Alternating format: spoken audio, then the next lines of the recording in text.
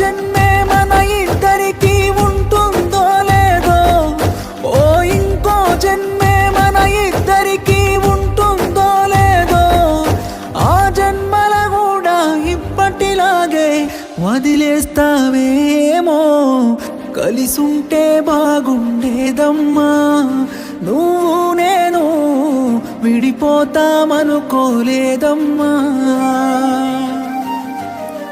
ప్రాణంగా ప్రేమించానమ్మా, నిన్నే నేను దూరంగా వెళ్ళిపోయావమ్మా.